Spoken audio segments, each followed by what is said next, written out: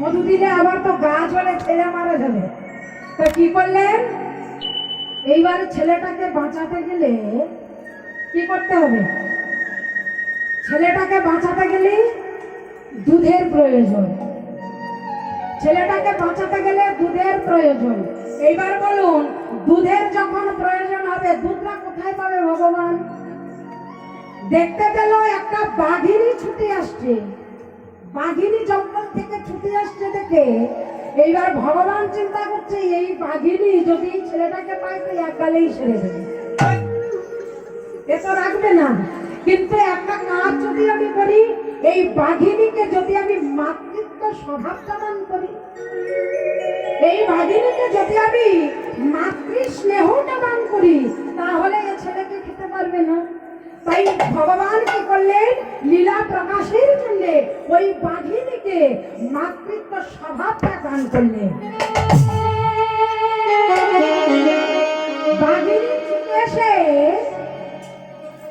বাঘিনী ছুটে এসে কি করলেন, ও মাইরা বাঘিনী মায়ের স্নেহে বাঘিনী ছুটে এলো ওই বাঘিনীর স্তন হতে দুধ ঝরিল, বাঘিনীর স্তন হতে দুধ ঝরিল, বাঘিনীর স্তন হতে দুধ ঝরিল, বাঘিনীর স্তন হতে দুধ ঝরিল।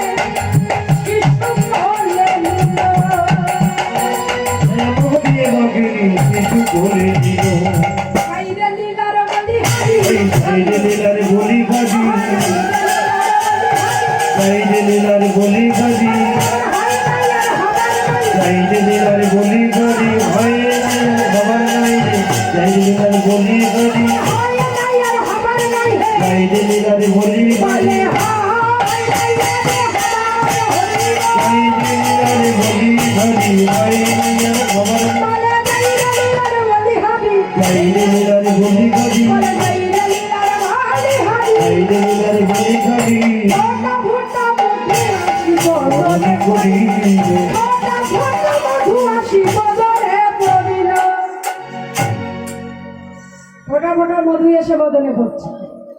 এইবার তাহলে ভগবানের কাজ শেষ হলো কিছুটা। এইবার ভগবান আরেক দিকে চলে গেলেন। কোথায়? মাকে ছেড়ে দিলে হবে না, মাকে ছেড়ে দিলে হবে না। এইবার কি করলেন, মাকে ছেড়ে দিলে হবে না, এদিকে ছেলেটাকে তো বাঁচালো। এবার কোথায় গেল? মায়ের কাছে। মা আর উঠতে পারছে না, জগন্নাথ দর্শনে যাবে। কিন্তু জগন্নাথ দর্শনে যাবে, কিন্তু প্রসূতি মা কি হেঁটে যেতে পারে? যেতে পারে? যেতে পারে না। মা উঠতে চেষ্টা করছেন, কিন্তু যেতে পারছে না। দেখে হলোটা কি? এইবার হলো ভগবান ছোট্ট বালকের বেশ ধারণ করে এসে বলেছেন, ভগবান দাও, হাত দাও। যখনই বলেছেন হাত দাও, বলে কে রে তুই? কে তুই? বলে তুমি আমায় চিনবে না, আমি পাশের পাড়ায় থাকি। তুমি পুরী ধামে জগন্নাথ দর্শনে যাবে না? আমি যাব, তুমি যাবি? যখনই বলেছেন জগন্নাথ দর্শনে যাবি, মা তাড়াতাড়ি করে ওদের হাত ধরে উঠে দাঁড়ালেন। আমরা বলি ভগবান পাষাণ, আমরা ডাকতে জানি না পাষাণ। আমরা যদি ভগবানকে ডাকতে জানতাম, ভগবান আমাদের কাছে পাষাণ হতো না, কোনদিন হতে পারে না। ভগবান ভক্তের কাঙাল, ভগবান ভক্তের দয়াল, ভক্তের লাগি ভগবান সব কিছু করতে পারে। তাই মা আমার ওই বাচ্চার হাত ধরে উঠে দাঁড়িয়ে বলে উঠলেন, পাষাণ বলিয়া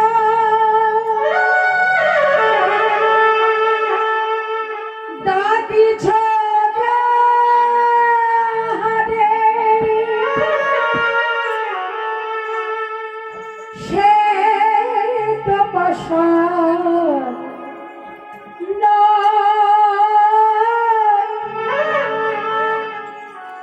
কাঁদিতে কাঁদিতে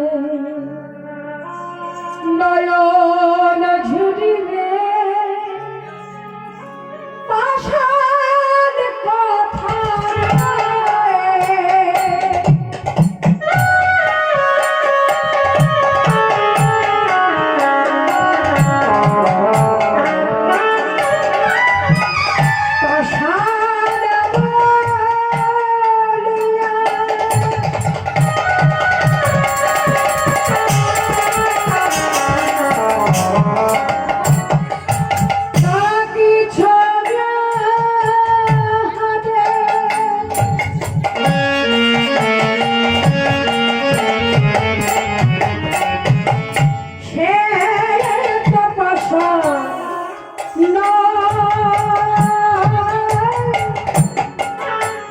কাঁদিতে কাঁদিতে নয়ন ঝুঁকিবে পাষাণ কথা নানা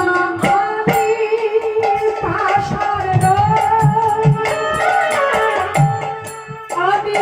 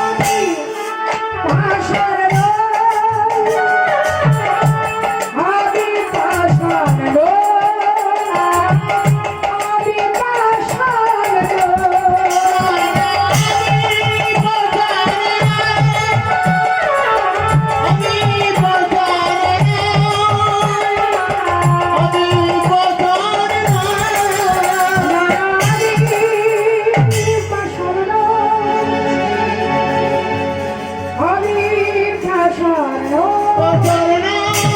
আমি পাষাণ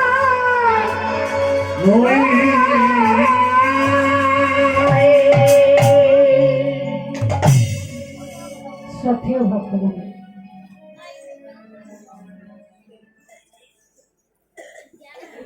জয় হরে কৃষ্ণ।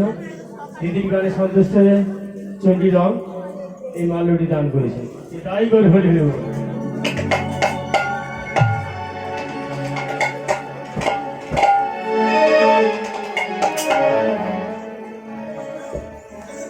জয় রাধে।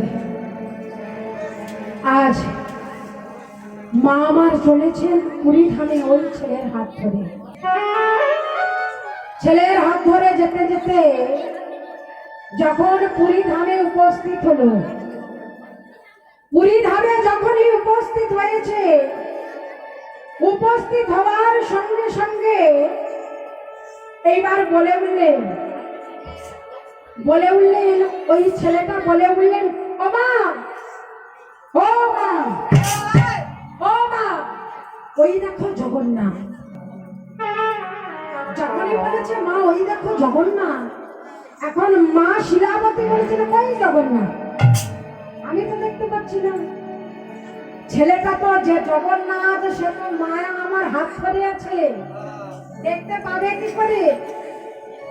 এদিকে মায়ের কাছে ধরা পড়ে আছে, ওদিকে দেখা যাচ্ছে সুভদ্রা আর বলভদ্র, দেখতে পাচ্ছে না তো। এখন মা আমার হাতটা ছেড়ে দিয়ে বলছেন, এই ছোকা তুই বলছিস জগন্নাথ। যখনই হাতটা ছেড়ে দিয়েছেন, সচল জগন্নাথ আমার ওই রথের উপরে বসলো। আরে শিলাবতী মায় আমার দর্শন পেল, দর্শন পেল শিলাবতী মা, মায়ের মুক্তি হয়ে গেল। এইবার দেখুন এদিকে ছেলেটার অবস্থা কি হলো। ছেলেটা তো সারা রাত জঙ্গলে পড়ে আছে। এখন এক কাঠকুড়া নিয়ে আসছে নাম গাইতে গাইতে। দেখি এখানে কারা নাম গাইতে পারবে? সবাই গাইবে? সবাই কি ভোল্টেজ আছে তো? না নেই? আছে, আগের মতো নেই তাই না? বাবা বলে হ্যাঁ আছে। দেখি কেমন বলবে। দেখি এর পিছনে, এদিকে তো অনেক জায়গায় পড়ে আছে, পিছনে বসে আছে বলে। হ্যাঁ পিছনে ঠিক আছে। হ্যাঁ সামনে এলে হাত তুলতে হবে, দেখতে পাবো, দেখা দিলে হবে। হরে কৃষ্ণ। এইবার দেখি ওই কাঠকুড়ানি নাম গাইতে গাইতে আসছে। আর আমরা সবাই এখানে এই বিজয় বাবুর বাড়িতে আমরা সবাই জ্যোতি বাবু তুলে গান গাইবো। গাইবো তো? হ্যাঁ?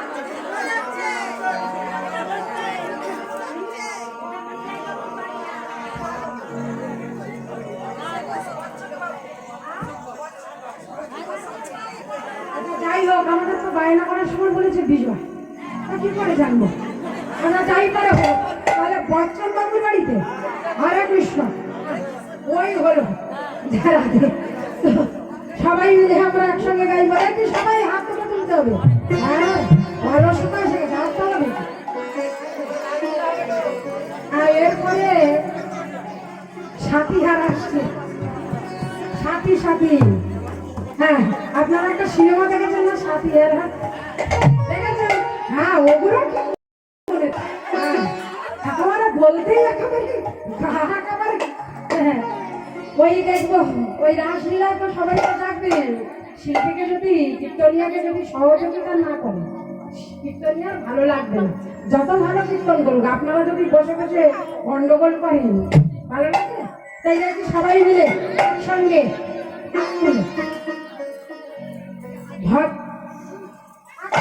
সামনে বসে আছে। ভজ শ্রী কৃষ্ণ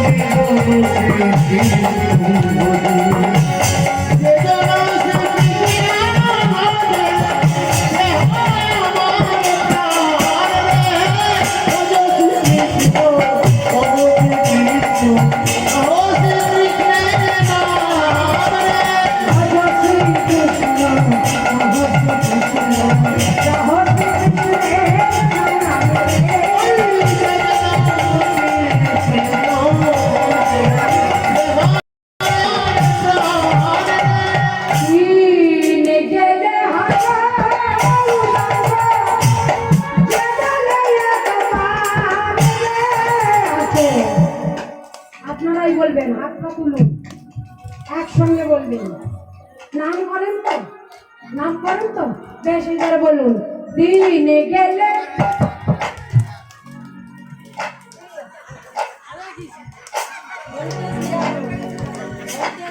কি বলে? আমি ভুলে গেছি, একটু বলো দেখি। দিনে গেলে হাকৌরাঙ্গ যে বলে একেবারে রে, দিনে গেলে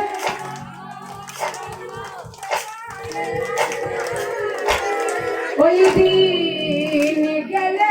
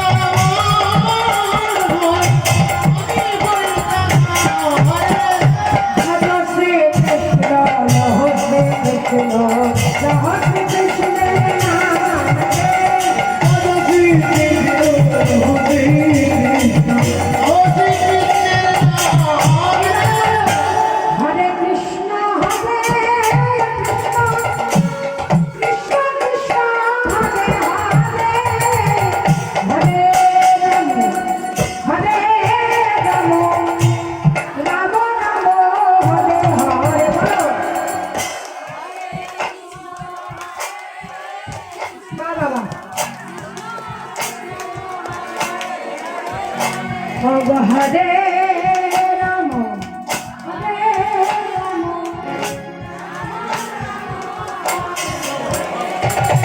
হরে কৃষ্ণ হরে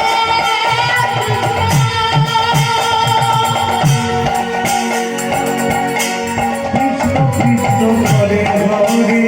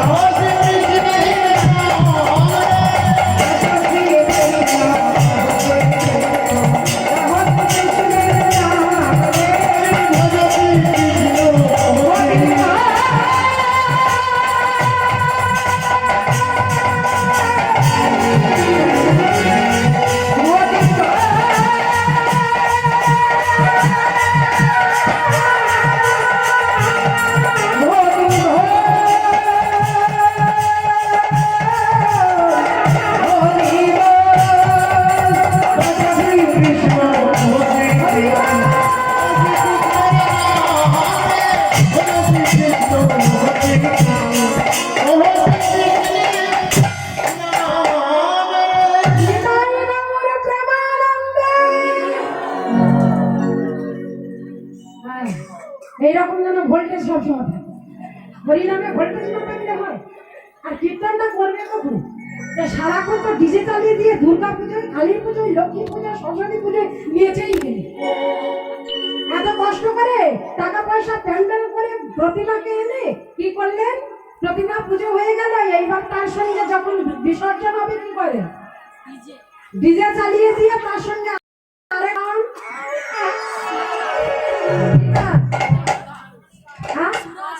সুরা আপনারা খান।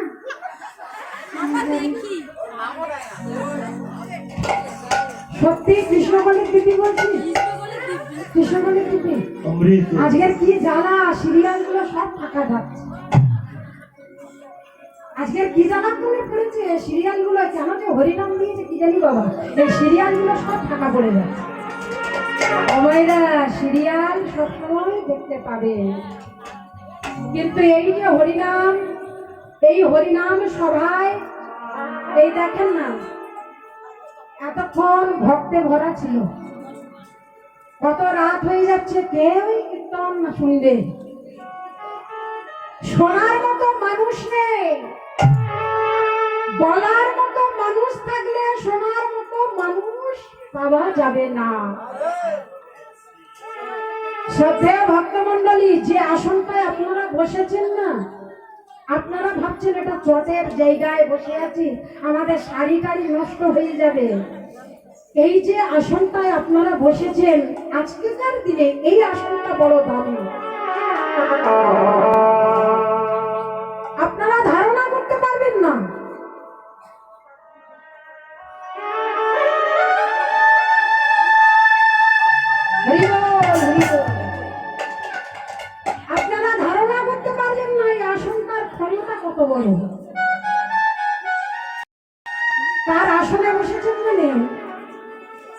আসনটা হলো পরীক্ষিত রাজার আসন, মহারাজ পরীক্ষিতের আসন। পরীক্ষিত রাজা যেমন সর্পদংশনের মৃত্যু হবে জেনে শীল সুখদেব গোস্বামীর স্ত্রী বদন থেকে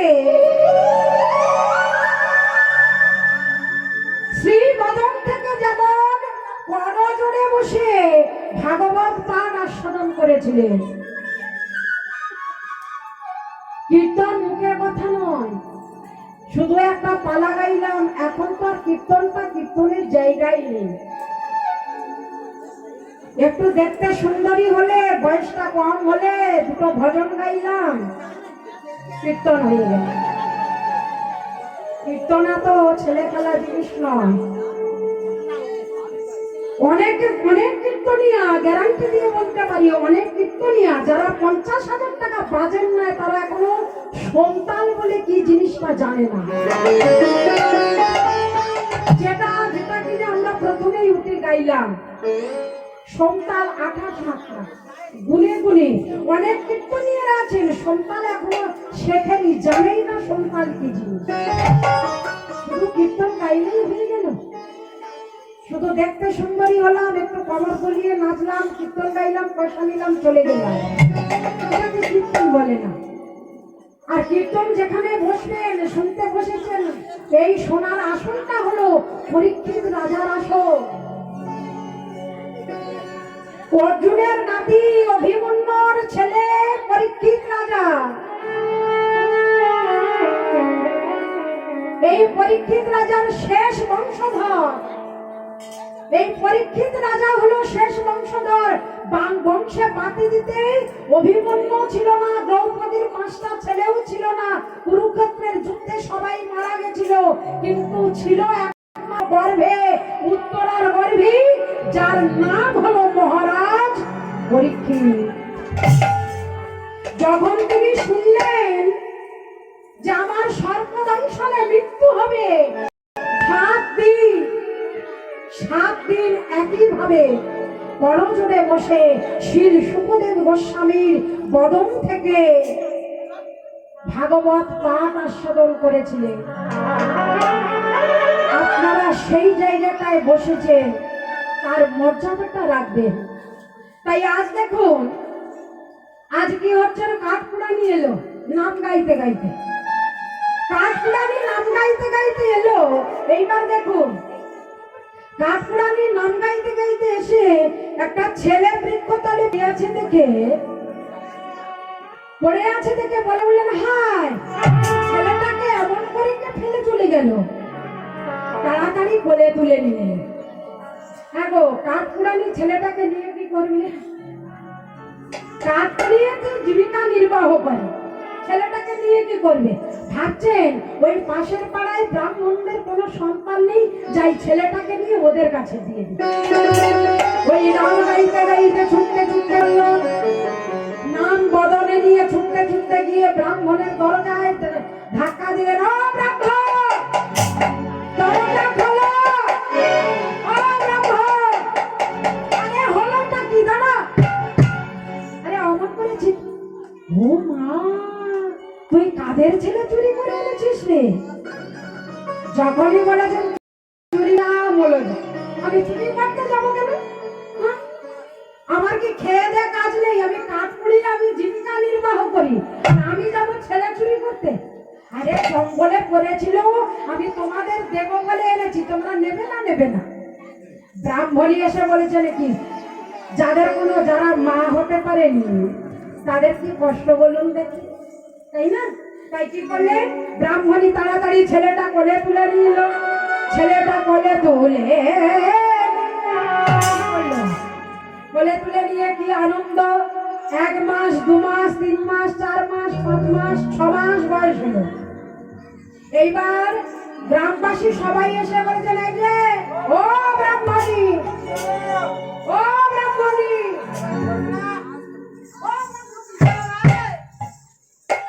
আরে কেন, কি হয়েছে?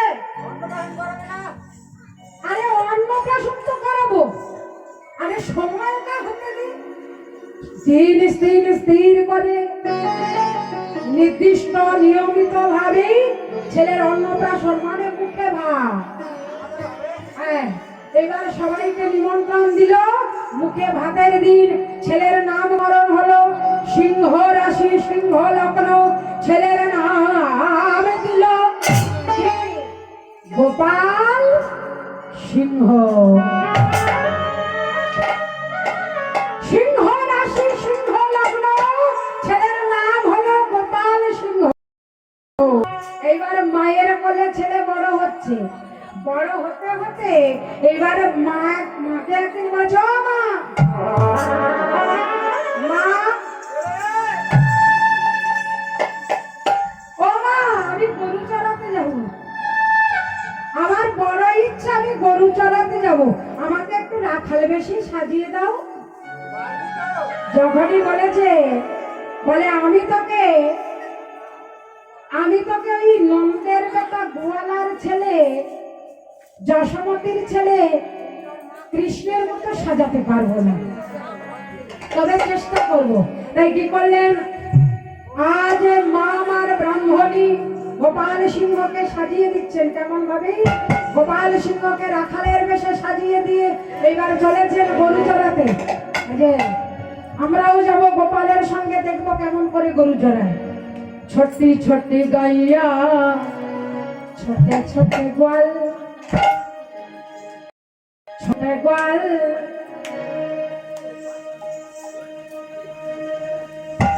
সময় দো মদন গোপাল।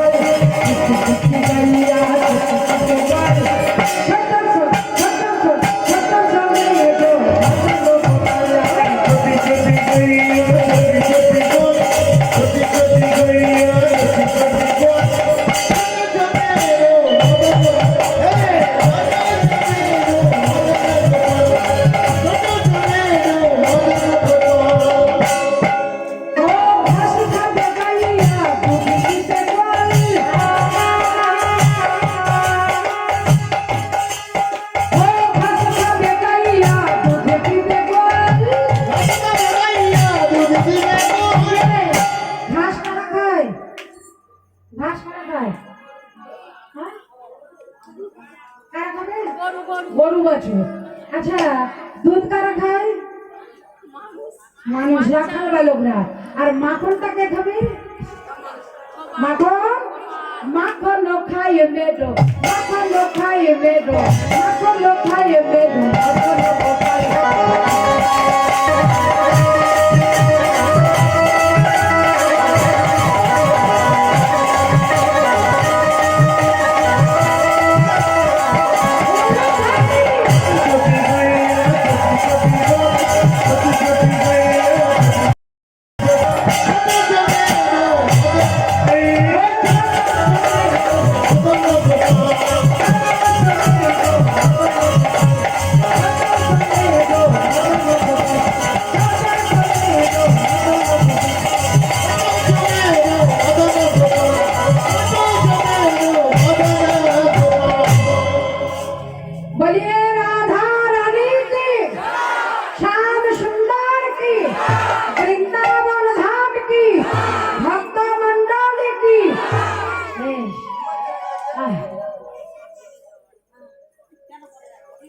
দেখো, যারা গরু চড়াতে গেল, কিন্তু গরু চড়াচ্ছে গোপাল সিংহ। এখন যে গরু চড়াচ্ছে গোপাল সিংহ গরু চড়াচ্ছে বটে, কিন্তু গোপালের খেয়াল নেই কখন বিকেল হয়ে এলো আর কখন সন্ধ্যা হয়ে এলো। গোপালের খেয়াল নেই কি হলো জানেন? দেখতে দেখতে গোপাল সিংহ ওই বৃক্ষতলে হেলান দিয়ে ঘুমিয়ে পড়ল। যখন গোপাল সিংহ ঘুমিয়ে পড়েছে, এইবার রাত্রি বিপ্রর হয়ে গেল, কিন্তু গোপালের আর ঘুম ভাঙে না। গরু চড়াতেই আছে, গরু চড়াচ্ছেন গোপালের, আর কি ঘুম ভাঙছে না। এইবার দেখো, গোপালের যখন ঘুম ভাঙছে না, বিপ্রহর হয়ে গেল রাত্রি, মা আমার কি করলেন? মা আমার হাতে প্রদীপ নিয়ে ওই জঙ্গলে প্রবেশ করলেন।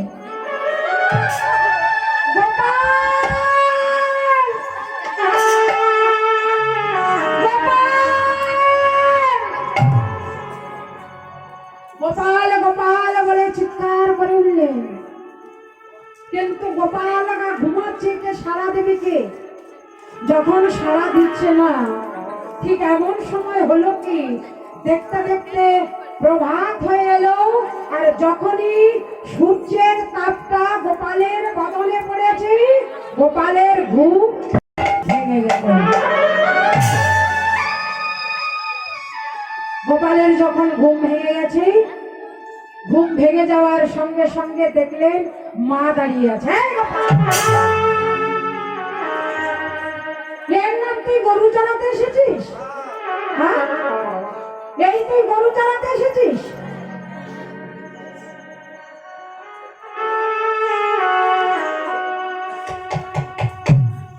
এই তুই গরু চড়াতে এসেছিস?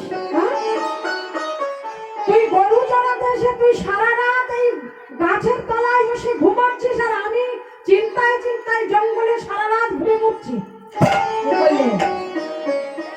যখনই কথাটা বলেছেন চল ঘরে চল, এই কথাটা শোনা মাত্রই মায়ের সঙ্গে ঘরে চলে গেল। যখনই মায়ের সঙ্গে ঘরে চলে গেল, বলেছেন গোপাল আর খেলাধুলা নয়, তো 10 বছর বয়স হচ্ছে, এইবার তুই যাবি পাঠশালায়। ছেলেকে পাঠশালায় দিলেন। ছেলেকে যখন পাঠশালায় দিয়েছে, এই পাঠশালায় দিলেন, আমরাও ছেলেকে পাঠশালায় দিই, তাই না? কি মায়েরা দিই না? ছেলেকে পাঠশালায় দিই, কিন্তু এখন তো আর পাঠশালা নেই, এখন হলো কেজি স্কুল। এখন হলো কেজি স্কুল, এখন হলো ইংলিশ মিডিয়াম। ছেলেকে আমরা উচ্চ শিক্ষায় শিক্ষিত করব বলি কেজি স্কুলে ইংলিশ মিডিয়ামে ভর্তি করলাম। ছেলে যখন উচ্চ শিক্ষায় শিক্ষিত হলো, বড় মাস্টারি চাকরি করলো, ইঞ্জিনিয়ারিং হলো, ব্যারিস্টার হলো, তখন কি হলো? বাবা মার দেখার তার সময় নেই। বাবা মা দেখার সময় নেই, বাবা মাকে দেখবার তাদের সময় নেই, বাবা মাদের বৃদ্ধাশ্রমে দিয়ে দেয়। এইবার দেখো, বাবা মাকে যখন বৃদ্ধাশ্রমে দিয়ে দেয়, ওই বড় মাস্টারি চাকরি পেয়ে, ব্যারিস্টার হয়ে, উকিল হয়ে, জজ হয়ে তারা বাবা মাকে ভুলে যায়।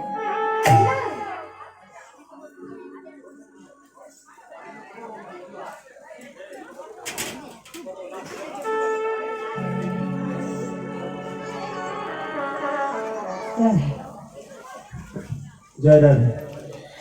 দিদি গানে সন্তুষ্ট হইয়া অংশু মণ্ডল 61 টাকা, কবির মণ্ডল 85 টাকা, কৃষ্ণ মণ্ডল 20 টাকা, সুদীপা মণ্ডল 10 টাকা দিদিকে মুক্তস্ত দান করেছেন।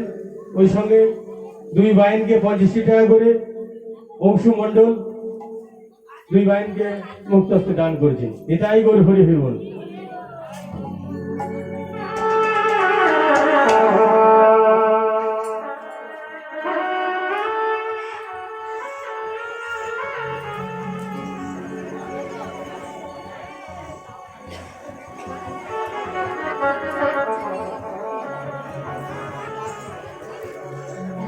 বলিয়ে রাধা রানী কি, শ্যাম সুন্দর কি, বৃন্দাবন ধাম কি, নিতাই গৌর প্রেমানন্দে।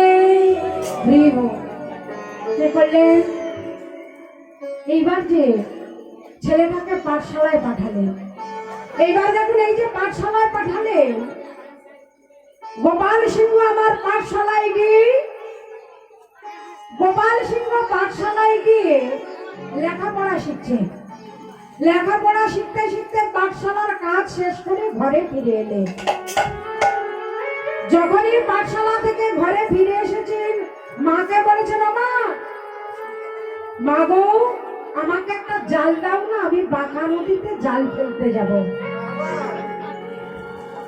তখন মা আবার বলেছেন, গোপাল সিংহ, এই তুই গরু চড়াতে গিয়ে সারা রাত বনে কাটিয়ে দিলি, সারা রাত বনে কাটিয়ে দিলি, আবার তুই এখন জাল ফেলতে যাবার কথা বলছিস?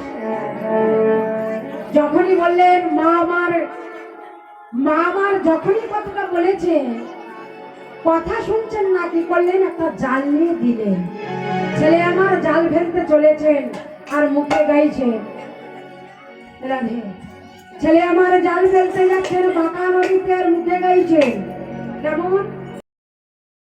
আমি হরি বলবো রাধা মদন বন হে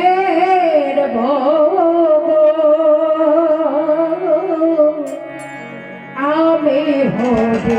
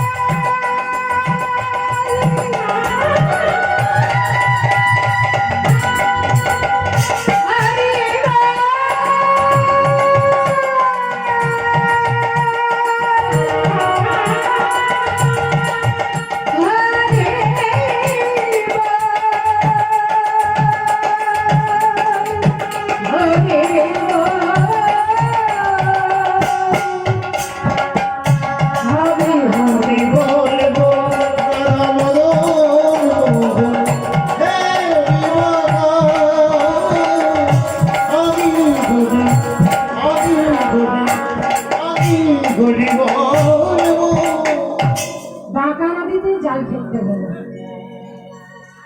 বাঁকা নদীতে জাল ফেলতে গেলেন অমাইরা। গোপাল সিংহ যখন নদীর কাছে দাঁড়ালেন, নদীর তীরে দাঁড়িয়ে গোপাল সিংহ যখনই জালটা নদীতে ফেললে, নদীতে জাল ফেলার সঙ্গে সঙ্গে প্রথম বারেতে জাল জলেতে ফেলিল, চন্দন মাখা তুলসী পত্র জালেতে উঠিল। দ্বিতীয় বারেতে জাল জলেতে ফেলিল, পঞ্চ প্রদীপ শঙ্খ ঘণ্টা জালেতে উঠিল। তৃতীয় বারেতে জাল জলেতে ফেলিল, উঠল কি জালেতে দুটো ইট। গোপাল ভাবলেন না আমি আর জাল ফেলবো না। ওই ইট, পঞ্চ প্রদীপ, শঙ্খ ঘণ্টা, চন্দন মাখা তুলসী পত্র সব কিছু নিয়ে ঘরে ফিরে গেলেন। ঘরে ফিরে গিয়ে চিৎকার করে ডেকে বললেন, বাবা বাবা, এই ইট দুটো একটি ঘষা লাগিয়ে দাও দেখি। ইট দুটো ঘষা লাগিয়ে পরিষ্কার করে একটু তুমি তুলসী মঞ্চ বানিয়ে দাও, আমি প্রতিদিন তুলসী বৃক্ষে জল দেব। যখনই এই কথা বললেন, এখন গোপাল সিংহের বাবা ওই যে ব্রাহ্মণ, ওই ইট দুটো ঘষা লাগাতে গিয়ে দেখলেন ওটা ইট নয়, কাদা মাটির ইট নয়, ওটা হলো কি দুটো সোনার ইট। ইট দুটো সোনা। এই সোনার ইট দেখে গোপাল সিংহকে বলে বললেন, গোপাল তুই রাজা হবি, রাজ্য পাবি। ওই ইট দুটো বিক্রি করে রাজপ্রাসাদ বানালেন, মদন মোহনের মন্দির বানালেন। মদন মোহনের মন্দির বানিয়ে প্রতিদিন ভোগ দেয় হরে কৃষ্ণ, কিন্তু মদন মোহনের মন্দিরে মদন মোহন নাই। এইবার একদিন ভাবছেন যে মন্দিরে বানালাম, মন্দিরে ভগবান নাই, মন্দিরে ভগবান বসাতে গেলে ভগবানটা আমি পাবো কোথায়? প্রতিদিন ভগবানকে ডাকতে ডাকতে আবার ভাবলেন, যে নদী থেকে আমি সোনার ইট পেয়েছি, যে নদী থেকে আমি পঞ্চ প্রদীপ শঙ্খ ঘণ্টা পেয়েছি, সেই নদীতে আমি আবার জাল ফেলতে যাব। যখনই বলে উঠলেন আবার জাল ফেলতে যাব, গোপাল সিংহ আবার জাল ফেলতে গেলেন ওই বাঁকা নদীতে।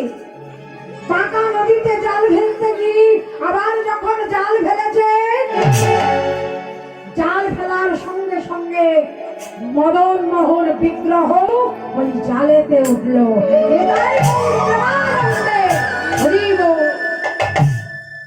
মদন মোহনকে বুকে করে নিয়ে এলো, মন্দিরে বসালেন। ভেড়া দিয়ে নির্দিষ্ট দিনে ভেড়া পিঠিয়ে নিমন্ত্রণ করে রাজ্যবাসীদের প্রতিষ্ঠা করলেন। প্রতিষ্ঠা যখন করেছে, এইবার প্রতিদিন ভোগ লাগাতে যায়। প্রতিদিন ভোগ লাগাতে যায়, ওই মন্দিরে ভোগ লাগাতে গিয়ে গোপাল সিংহ বলে, মদন মোহন, ও মদন মোহন, আমি তোমার সঙ্গে কথা বলতে চাইছি, তুমি আমার সঙ্গে একটু কথা বলবি? আমি তোমার সঙ্গে কথা বলতে চাইছি, আমার সঙ্গে কথা বলো না। মদন মোহনকে যখন কথা বলার জন্য ডাকছে, মদন মোহনকে যখন কথা বলার জন্য বারবার ডাকছেন, মদন মোহন কি করলেন? মদন মোহন আমার বলে উঠলেন, শোনো গোপাল সিংহ, তোমার রাজ্যে আমি থাকবো, শুধু মূর্তি রূপে নয়, তোমার রাজ্যে থেকে ছেলের মতো কাজ করবো, কথা দিলাম। তোমার ছেলে থাকলে যে রূপ কাজ করে, সেই রূপ কাজ আমি করে দেখাবো। আমি তোমায় কথা দিলাম, কথা দিলাম, কথা দিলাম। যখনই বললেন কথা দিলাম, কথা দিলেন, এইবার ভোগ নিবেদন করলেন, ভোগ প্রসাদ গ্রহণ করলেন। এইভাবে বেশ কিছুদিন যায়। যেতে যেতে একদিন কি হলো, আবার গোপাল সিংহ মন্দিরে প্রবেশ করে ভগবানকে সাজাচ্ছেন। ভগবানকে সাজাচ্ছেন, মদন মোহনকে সুন্দর করে সাজাচ্ছেন। মদন মোহন, আমি তোমাকে আজ আমার প্রাণ ভরে সাজাবো,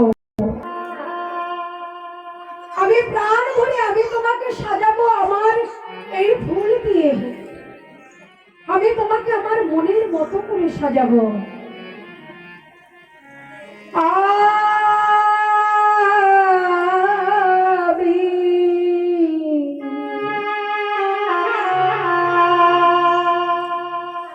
আমি সাজাবো তোমাদের মোহগ সাজেতে আশা মনে মনে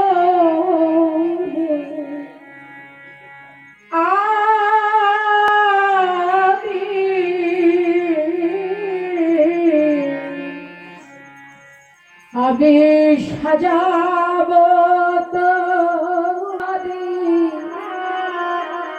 মোহগ সাজেতে বড় আশা ছিল মনে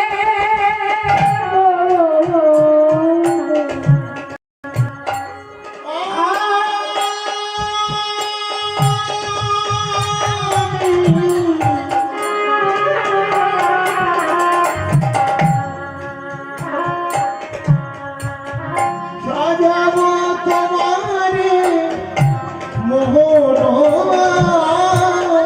সাজে আশা ছিল মনে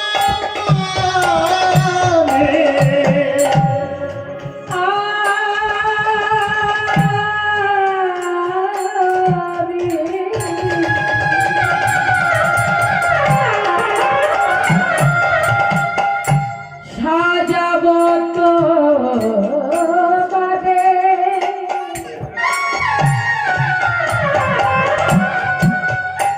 মোহগ সাজেতে